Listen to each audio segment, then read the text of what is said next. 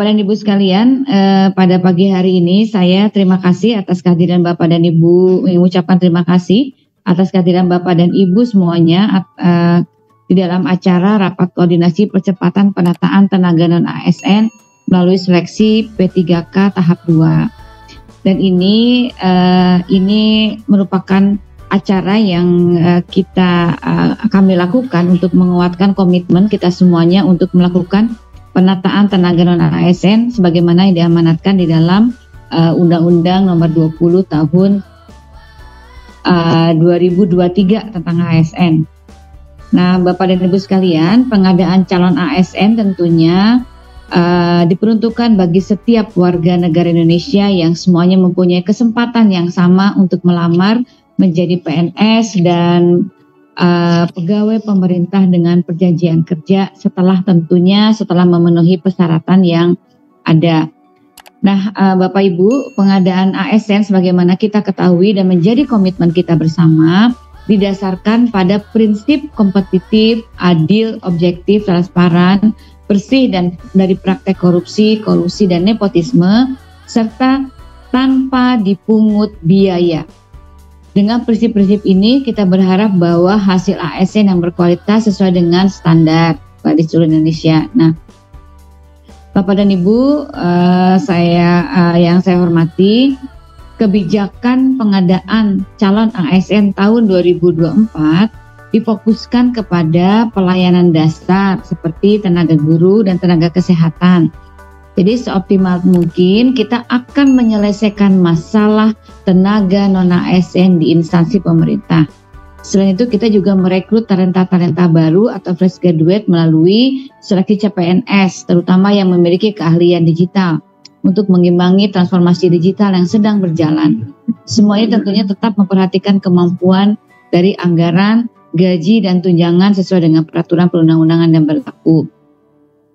Bapak Ibu sekalian, saya ingin juga menyampaikan bahwa sesuai dengan prioritas utama kita adalah menyelesaikan masalah tenaga non-ASN yang terdaftar di pangkalan data BKN sesuai dengan komitmen bersama pemerintah dan DPR sebagai pelaksanaan dari mandat Undang-Undang Nomor 20.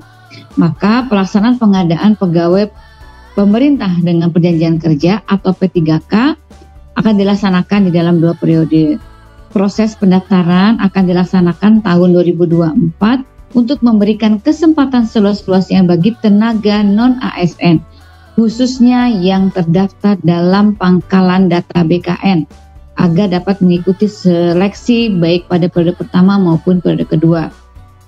Namun dalam pelaksanaannya kita menghadapi tantangan seperti ketidaksesuaian usulan formasi dengan database BKN, dan ini mohon menjadi perhatian Bapak dan Ibu, Kementerian dan Lembaga, karena ada ketidaksesuaian usulan formasi yang Bapak Ibu sampaikan dengan data yang Bapak Ibu sampaikan juga ke dalam database BKN.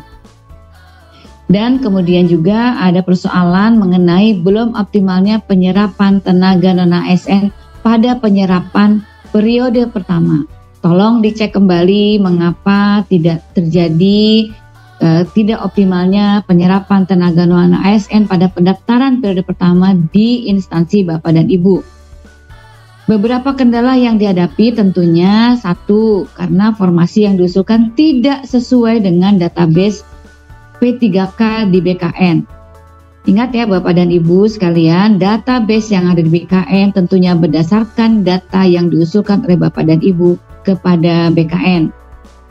Kemudian yang kedua, instansi pemerintah, khususnya pemerintah daerah, tidak mengusulkan formasi P3K dengan pertimbangan keterbatasan anggaran.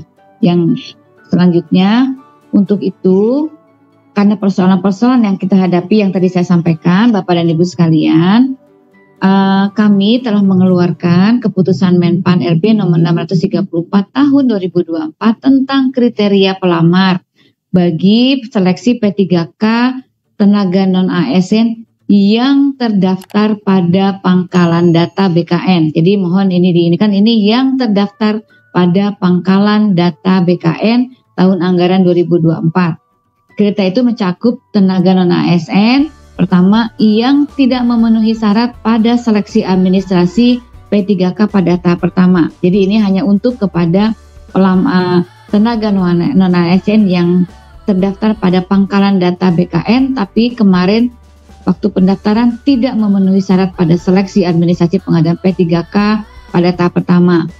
Kedua, ini bagi tenaga non-ASN yang lagi-lagi terdaftar pada pangkalan data BKN, tapi tidak memenuhi syarat pada seleksi administrasi pengadaan CPNS. Karena ada beberapa tenaga non-ASN mendaftar CPNS, tapi kemudian dia tidak bisa masuk lagi ke P3K, maka dengan adanya keputusan Menpan ini bagi tenaga non-ASN yang terdaftar di dalam data pangkalan BKN yang kemarin daftar ke CPNS, maka diperbolehkan untuk mendaftar kepada P3K, gitu ya, meskipun dia kemarin tidak lulus di CPNS. Jadi bisa mendaftar sekarang di P3K. Kemudian yang ketiga adalah ini bagi tenaga non-ASN yang terdata lagi di dalam pangkalan data BKN yang belum melamar pada seleksi pengadaan ASN. Nah, untuk itu kepada instansi pemerintah saya juga sudah mengeluarkan surat nomor B5993 tanggal 12 Desember tentang hal penganggaran gaji bagi tenaga non-ASN yang ditujukan kepada PPK pusat dan pemerintah daerah, yang intinya agar PPK instansi tetap menganggarkan gaji bagi pegawai non-ASN yang sedang mengikuti proses seleksi hingga diangkat menjadi ASN. Jadi kemarin prinsipnya tidak boleh ada PHK massal, tidak boleh ada pengurangan take-home, maka para instansi pemerintah agar tetap menganggarkan bagi pegawai non-ASN yang saat ini sedang mengikuti proses seleksi hingga diangkat menjadi ASN. Dan apabila jumlah non-ASN yang telah mengikuti seluruh tahapan melebihi jumlah penetapan kebutuhan, ya, maka pegawai non-ASN dapat diangkat menjadi PPK paruh waktu sehingga anggaran PPK paruh waktu tersebut tetap disediakan. Anggaran PPK paruh waktu dapat disediakan di luar anggaran belanja pegawai. Sekarang pun banyak yang dianggarkan di luar belanja pegawai. Jadi kami persilakan sesuai dengan sebagaimana yang surat yang telah kami sampaikan. Untuk itu Bapak dan Ibu sekalian, saya minta kepada kepala BKN dan jajaran untuk dapat mengimplementasikan kebijakan tersebut dengan melakukan sosialisasi bersama dan mengedukasi kepada seluruh kementerian, lembaga dan daerah dan kepala kantor regional BKN seluruh Indonesia, serta memastikan aplikasi SSC ASN dapat memberikan kemudahan di dalam pendaftaran peserta bagi pegawai non-ASN dan mengoptimalkan kelulusan dan pengangkatan bagi mereka yang telah mendaftar di ASN. Mereka yang saya maksud adalah yang terdaftar di dalam pangkalan data BKN. Kemudian para PPK, instansi pusat dan daerah termasuk para pengelola kepegawaian untuk tetap menyiapkan anggaran bagi pegawai non-ASN baik yang lulus melalui PPK penuh waktu maupun penuh waktu maupun karena keterbatasan anggaran menjadi pegawai ASN yang PPK paruh waktu. Saya mengharapkan bahwa PPK para pembina kepegawaian mengoptimalkan pendaftaran dan mendorong pegawai ASN yang ada di lingkungan instansi masing-masing, khususnya yang terdaftar di dalam pangkalan data BKN, untuk mengikuti seleksi serta memberikan bimbingan yang jelas mengenai tahapan dan mekanisme serta afirmasi dari pemerintah.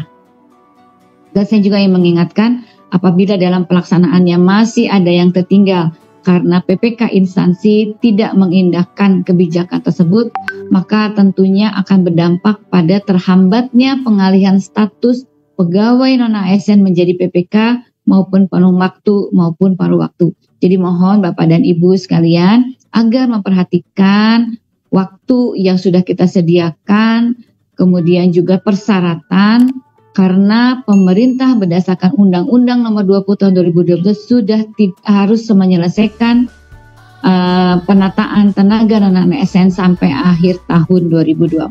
Jadi mohon Bapak dan Ibu hari ini sudah bisa menyampaikan kepada para tenaga non-ASN di lingkungan Bapak dan Ibu, diberikan penjelasan yang jelas agar tidak ada lagi keluhan-keluhan mereka tidak bisa masuk ke dalam pendaftaran untuk mengikuti tahapan kedua.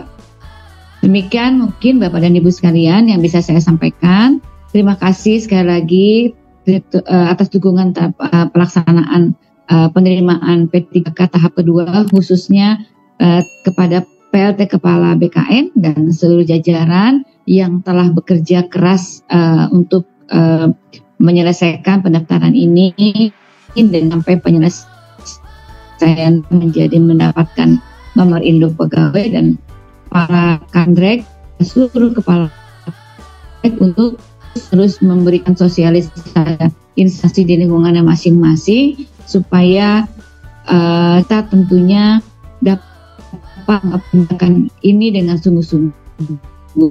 Mohon jadi perhatian dan Bapak dan Ibu, dan mohon nanti Bapak dan Ibu bisa disampaikan kepada pimpinan masing-masing apabila Bapak dan Ibu mewakili pimpinannya. Jangan sampai nanti ada informasi yang tertinggal karena ketidakhadiran Bapak dan Ibu di dalam forum ini. Terima kasih Bapak dan Ibu sekalian. Sekali lagi saya ingin mengucapkan selamat Natal kepada Bapak Ibu yang merayakan. Kemudian saya juga mengucapkan selamat tahun baru. Semoga di tahun kita bisa lebih banyak melayani kepada masyarakat. Terima kasih. Wassalamualaikum warahmatullahi wabarakatuh. Salam Om Swastiastu, Namo Buddhaya, salam kebajikan.